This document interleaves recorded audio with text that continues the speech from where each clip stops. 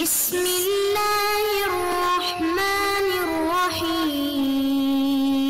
السلام علیکم ورحمۃ اللہ وبرکاتہ۔ عزیز طلباء طالبات، بسم اللہ الرحمن الرحیم۔ تقابل ادیان و مذاہب کا سبق نمبر 31 آج ہم پڑھ رہے ہیں۔ اس سبق کا عنوان ہے بودھ مت کے مشہور فرقے۔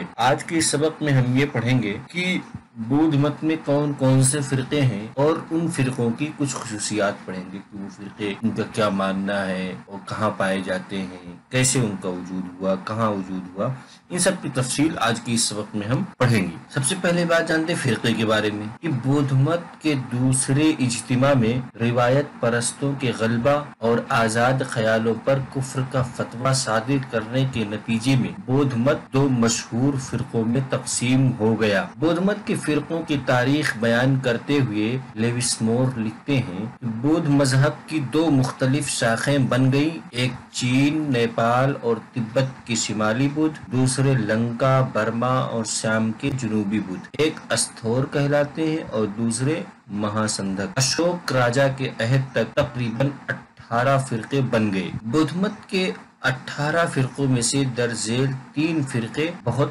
مشہور ہیں۔ نمبر 1 ہینایان مہایان، نمبر 2 مہایان، نمبر 3 زین بودھ مت۔ اس پوری عبارت میں یہ بتایا گیا کہ بودھ مت کی فرقوں کی تاریخ سے بتائی کہ بودھ مت میں فرقوں کی تاریخ کی ابتدا کیسے ہوئی۔ دوسرا جو اجتماع ہوا تھا بودھ مت کا، اس میں قدیم اور جدید خیال کے لوگوں میں جو ٹکراؤ ہوا اور قدیم خیال کے لوگوں نے، روایت پرستوں نے آزاد خیال لوگوں پر کفر کا فتویٰ صادر کرنا شروع کیا، یعنی اس کو بودھزم سے الگ بتانے لگے۔ پھر وہاں سے یہ فرقہ بندی شروع ہوئی بودھزم میں، اور شروع میں تو یہ دو میں بٹا، ہینایان اور مہایان، لیکن کہتے ہیں کہ اشوک راجا کے عہد تک آتے آتے 18 فرقے اس کے بن چکے تھے، یعنی ہینایان اور مہایان میں بھی الگ الگ طرح کے بھی فرقے بن گئے تھے، ذیلی فرقے، جو ٹوٹل 18 ہوتے۔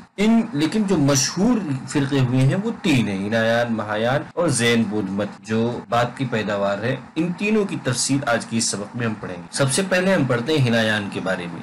اس کو تھیراواد کہا جاتا ہے اور سنسکرت میں اسی کو استھیراواد یعنی چھوٹی گاڑی کہتے ہیں۔ اس فرقے کی نمایاں خوبیاں اور امتیازات درج ذیل ہیں۔ نمبر 1 یہ فرقہ ذات باری، روح اور الہام کا منکر ہے۔ نمبر 2 یہ بودھ مت بودھ کو انسان مانتا ہے کہ وہ ایک ماں باپ سے پیدا ہوئے، البتہ مراقبہ اور سخت ریاضت کی بنا پر نروان حاصل ہوا، اس لیے وہ تقدیس و احترام کے حقدار ہیں۔ نمبر 3 یہ تیسری بودھ کونسل کی قراردادوں پر عمل کرتا ہے۔ نمبر 4 اس فرقے کے نزدیک ہر شخص کو نروان حاصل کرنے کے لیے خود جد و جہد کرنا چاہیے۔ نمبر 5 اس فرقے کی مذہبی کتابیں پالی زبان میں ہیں۔ یہ کتابیں 3 مجموعوں میں ہیں جنہیں تریپٹک کہا جاتا ہے۔ یہ فرقہ جنوبی ہند اور سری لنکا میں پایا جاتا ہے۔ اس پوری عبارت میں بتایا گیا کہ ہینایان کو تھیراواد اور استھیراواد دونوں کہا جاتا ہے۔ ہینایان کا مطلب ہوتا ہے چھوٹی گاڑی۔ اس میں اس کی خوبیاں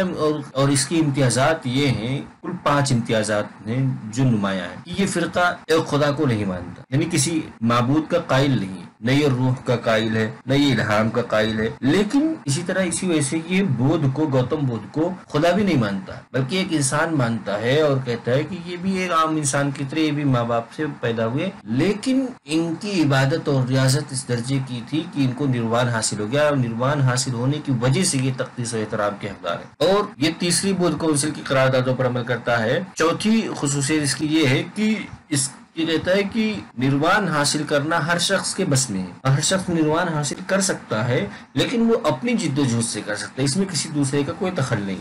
اور 5ویں بات یہ ہے کہ جو تریپٹک کتاب جس کے بارے میں زیادہ بات کی جاتی ہے کہ بودھزم کی جو تریپٹک 3 مجموعے جو ہیں وہ اسی ہینایان کی ہیں، اور یہ فرقہ جنوبی ہند اور سری لنکا میں زیادہ پایا جاتا ہے۔ یہ قدیم خیال کے ماننے والے لوگ ہیں، جن کو روایت پرست بھی کہا جاتا ہے۔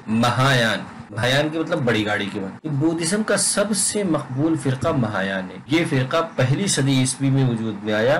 یہ فکر و نظر میں آزادی کا قائل ہے، اسی لیے اسے آزاد خیالوں کا ترجمان کہا جاتا ہے۔ مہایان کی لغوی معنی بڑی سواری، بڑا بھار اٹھانے والا۔ یہ نام اس لیے پڑا کیونکہ اس میں بہت سے عقیدوں اور رسوم کا بار اٹھانے کی صلاحیت تھی۔ تھی۔ اس فرقے کی نمایاں خوبیاں اور امتیازات درج ذیل ہیں۔ نمبر 1، یہ فرقہ گوتم بدھ کو نور مجسم مانتا ہے۔ وہ در حقیقت ذل الہی تھے جو انسان کی صورت میں اس دنیا میں آئے۔ نمبر 2، دوسری خوبی کہ اعلیٰ ترین روحانی مقاصد کے حصول کے لیے سخت قسم کی ریاضتوں اور علمی مہارت کا سر کرنا ضروری نہیں، محض بدھ پر ایمان اور ایمانداری ہی نروان کے لیے کافی ہے۔ اس پوری عبارت میں یہ بتایا گیا کہ مہایان کا جو فرقہ ہے یہ آزاد خیال لوگوں کا ہے۔ اس کے معنی ہوتے ہیں بڑا بھار اٹھانے والا۔ اس کے نام مہایان اس لیے پڑا کہ یہ بہت سے عقیدوں اور رسومات کا حامل ہے۔ اس کی خوبیوں میں سے پہلے نمبر کی خوبی یہ ہے کہ یہ فرقہ گوتم بدھ کو ایک عام انسان نہیں مانتا بلکہ نور مجسم مانتا، اور یہ کہتا ہے کہ یہ ذل الہی ہے جو انسان کی صورت میں اس دنیا میں آ گئے، یعنی جو اوتار واد کا تصور ہندوازم میں اسی سے ملتا جلتا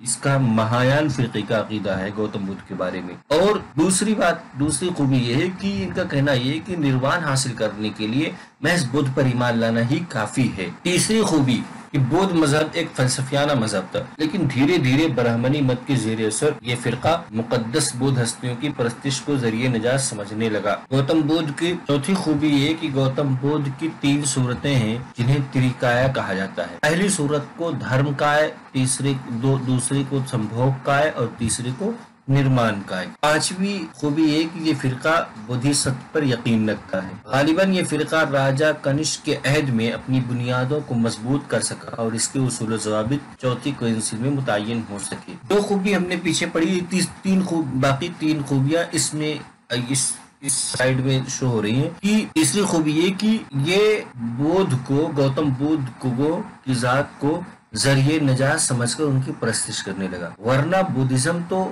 اصل فلسفیانہ مذہب تھا۔ یہ کوئی عبادات کا اس میں کوئی بہت ہی عام مذاہب کی طرح ٹکا بدھا کوئی ایسا اصول نہیں تھا، بلکہ یہ مہایان فرقے نے اس کو مستقل شکل دی کہ کیسے گوتم بدھ کی عبادت کی جائے، ان کی پرستش کی جائے، ان کو ذریعہ نجات سمجھا جانے لگا۔ اور چوتھی خوبی یہ ہے کہ یہ گوتم بدھ کو 3 شکلوں میں مانتا ہے، دھرم کائے، سمبھوگ کائے، نرمان کائے۔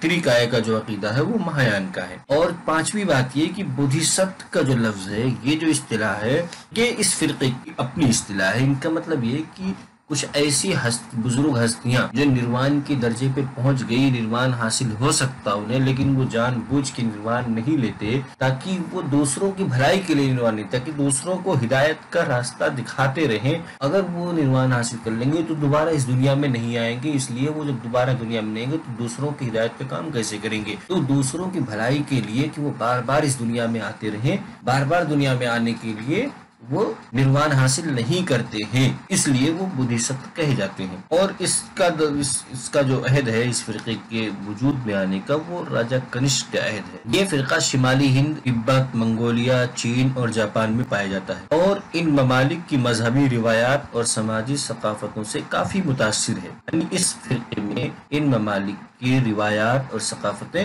پائی جاتی ہیں۔ اس فرقے کی اہم کتاب لنکا وترا سوتر اور ڈائمنڈ سوتر، یہ 2 کتابیں زیادہ اہم ہیں۔ زین بدھ مت، تیسرا فرقہ۔ زین بدھ مت کا آغاز چین میں ہوا اور جاپان جا کر یہ زیادہ پھیل گیا۔ بدھ مت کی یہ صورت مغرب میں زیادہ معروف ہے۔ ایک مذہبی روایت کے مطابق گوتم بدھ کا ایک چیلا ایک سنہرے پھول کا تحفہ لے کر ان کے پاس آیا اور ان سے اپنی تعلیمات کے راز سربستہ کو بیان کرنے کی درخواست کی۔ گوتم بدھ نے وہ پھول اس سے لے لیا، اسے اونچا اٹھائے رکھا اور مرتکز توجہ اور خاموشی کے ساتھ اس پر نظر جمائے رہا۔ اپنے اس فعل سے انہوں نے یہ بات واضح کی کہ اس کی تعلیم کا راز الفاظ میں نہیں بلکہ خود پھول پر غور کرنے کے عمل میں پوشیدہ ہے۔ زین عقیدے کے بارے میں لوگوں کا خیال ہے، لوگوں کا ایمان ہے کہ وہ اس کے مخفی عمل سے ظہور میں آیا ہے۔ جاپانی زبان میں لفظ جین کا مفہوم ہے غور و فکر۔ زین کا مقصود و منتہا ہے